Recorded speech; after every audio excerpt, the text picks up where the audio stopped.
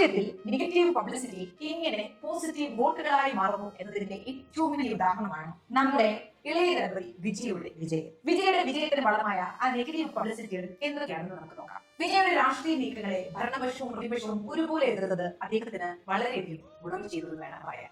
അതായത് ഫ്രീ പബ്ലിസിറ്റിയും അതുപോലെ തന്നെ സ്ക്രീൻ ടൈമുമായിരുന്നു ഇവരൊക്കെ അതിലൂടെ വിജയത്തിന് നൽകിയത്. മാധ്യമങ്ങളും രാഷ്ട്രീയ എതിരാളികളും വിജയെ നിരന്തരം വിമർശിച്ചപ്പോൾ അദ്ദേഹം ഒന്നും ഇടാതെ തന്നെ വാർത്തകളിൽ നിറഞ്ഞത്. ഓരോ വിമർശനവും അദ്ദേഹത്തിന്റെ പാർട്ടിയായ DVK ജനങ്ങൾക്കിടയിൽ കൂടുതൽ ചർച്ചാ വിഷയമാണ്. പണം കൊടുത്ത് ചെയ്യേണ്ട പദ്ധതിയേക്കാൾ വലിയ സ്വാധീനം ഈ നെഗറ്റീവ് വാർത്തകൾ ഉണ്ടാക്കി എന്ന് വേണം പറയാൻ. ഒരു അണ്ടർഡോഗ് ഇമേജ് ആയിരുന്നു അദ്ദേഹത്തിന് ഉണ്ടായിരുന്നത്. ആദ്യഘട്ടത്തിൽ വിജയെ വെറും ഒരു സിനിമാ നടൻ എന്ന് വെച്ച് കളിയാക്കിയത് പിന്നീട് അദ്ദേഹത്തെ ഗൗരവമായി വിമർശിക്കാൻ തുടങ്ങി. ഇത് ജനങ്ങൾക്കിടയിൽ ഒരു സന്ദേശം നൽകി. പഴയ പാർട്ടികൾ വിജയെ ഭയപ്പെടുന്നു എന്നുള്ള വലിയൊരു സന്ദേശം. എതിരാളികളുടെ ഭയം വിജയുടെ രാഷ്ട്രീയ ശക്തിയുടെ അടയാളമായാണ് ജനങ്ങൾ വിലയിരുത്തിയത്. വിജയുടെ സിനിമകൾ റിലീസ് ചെയ്തത് ഭരണകൂടം തടയാൻ ശ്രമിച്ചു, പ്രത്യേകിച്ച് ജനനായകൻ എന്ന സിനിമ.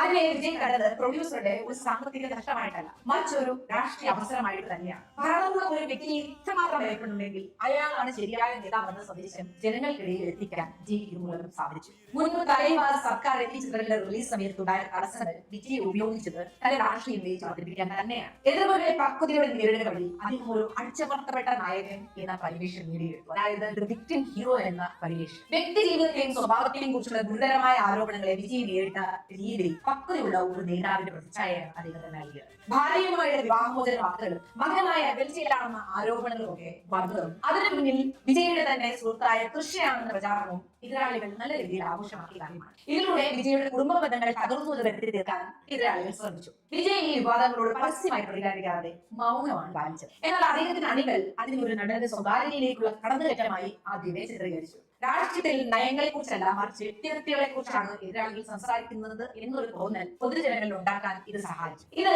വിജയ്ക്ക് ഒരു മാന്യനായ നേതാവ് എന്ന പരിവേഷമാണ് നൽകിയത്. ഇതിനെല്ലാം ശേഷം വ്യക്തിഹത്യ നടത്താൻ ശ്രമിച്ചവർക്ക് മറുപടിയായി ഒരു വിവാഹ ചടങ്ങിൽ കൃഷിയെ തന്റെ കൂടെ പങ്കെടുപ്പിച്ച് കാര്യങ്ങൾ വിജയ് നോർമലൈസ് ചെയ്തു. ഇതിലൂടെ വിജയുടെ കൃഷിയുടെ ബന്ധത്തിൽ അസ്വാഭാവികമായി ഒന്നുമില്ലെന്നും ആരോപണങ്ങൾ അടിസ്ഥാനരഹിതമാണെന്നും അദ്ദേഹം ലോകത്തിന് മുമ്പിൽ നോർമലൈസ് ചെയ്ത് കാണിച്ചു കൊടുത്തു. അതിന്റെ ഫലമെന്ന് പറഞ്ഞാൽ ശത്രുക്കളുടെ വ്യക്തിഹത്യ നടത്താനുള്ള ശ്രമം പരാജയപ്പെട്ടു എന്നുള്ളതാണ്. ഒരു കാര്യവും ഭയപ്പെടാനില്ലാത്ത ധീരനായ നേതാവായി ആരാധകർ അദ്ദേഹത്തെ വാഴ്ത്തി. ഇതിനു മുമ്പ് ഒരാളും ധൈര്യപ്പെടാത്ത ഒരു കാര്യമായിരുന്നു അതിലൂടെ വിജയ് ചെയ്തത്. തമിഴ്നാട്ടിലെ ജനങ്ങൾക്ക് തങ്ങളുടെ നേതാക്കന്മാരുടെ സ്വഭാവശുദ്ധി വലിയ ഇമ്പോർട്ടന്റ് ആയിട്ടുള്ള ഒരു കാര്യമായിരുന്നു. തന്റെ ഈ ഒരു പ്രവൃത്തിയുടെ ആദ്യം ആ കടമ ഈസിലി മറികടന്നു. കരൂരിലെ സ്റ്റാമ്പേഡിലുണ്ടായ തിക്കുനിരക്കും അപകട സാഹചര്യവും ഒക്കെ ഭരണകൂടത്തിന്റെ തിരിച്ചടിയാക്കി മാറ്റാൻ വിജയ്ക്ക് സാധിച്ചു എന്നുള്ളതാണ് മറ്റൊരു കാര്യം. വിജയ് പങ്കെടുത്ത ചടങ്ങിൽ വൻ തിരക്ക് അനുഭവപ്പെടുകയും മരണം വരെ സംഭവിക്കുകയും ചെയ്തപ്പോൾ അത് വിജയുടെ സുരക്ഷാ വീഴ്ചയിൽ എത്താനായിരുന്നു സർക്കാർ ശ്രമിച്ചത്. ആവശ്യത്തിന് സുരക്ഷയും ബാരിക്കേഡുകളും നൽകാൻ സർക്കാർ തയ്യാറായില്ലെന്ന് വിജയ് പക്ഷം ആരോപിച്ചു. വരാനിരിക്കുന്ന തെരഞ്ഞെടുപ്പിൽ വിജയുടെ ജനസ്വാധീനം ഭയന്നാണ് സർക്കാർ സൗകര്യങ്ങൾ നൽകാത്തതെന്ന സന്ദേശം അവർ പ്രചരിപ്പിച്ചു.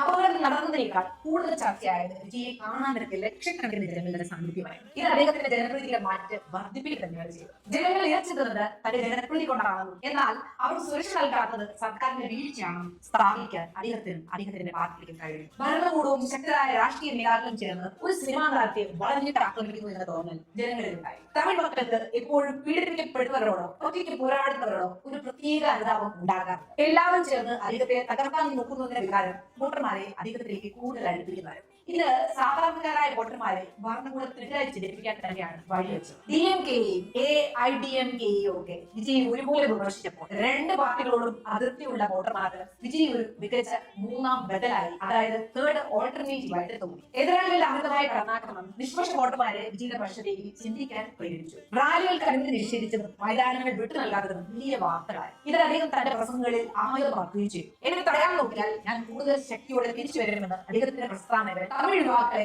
ആവേശപ്പെടുത്തുന്നതായിരുന്നു. ഒരു സിനിമയ്ക്ക് 200 കോടി വീതം കിട്ടുന്ന ആ പ്രതിഫലം ഉപേക്ഷിച്ച് തന്റെ കരിയറിൽ ഉച്ചസ്ഥാനം നിൽക്കുമ്പോൾ വിജയ് രാഷ്ട്രീയത്തിലേക്ക് ഇറങ്ങുന്നത് കൃത്യമായ പ്ലാനിങ്ങോടെയായിരുന്നു. കഴിഞ്ഞ 10 വർഷമായി സിനിമകളിലൂടെ അദ്ദേഹം ജനകീയ പ്രശ്നങ്ങൾ അവതരിപ്പിക്കുകയും തന്നെ ഒരു പരിഹാരമായി അടയാളപ്പെടുത്തുകയും ചെയ്തിരുന്നു. അതുകൊണ്ട് തന്നെ യുവാക്കൾക്കിടയിലുള്ള സ്വാധീനം അദ്ദേഹത്തിന് വലിയ കരുത്തായി. ഇതിനൊപ്പം എതിരാളികളുടെ നെഗറ്റീവ് ക്യാമ്പയിൻ കൂടി ചേർന്നപ്പോൾ അത് വിജയ്ക്ക് അനുകൂലമായ ഒരു തരംഗമായി മാറി.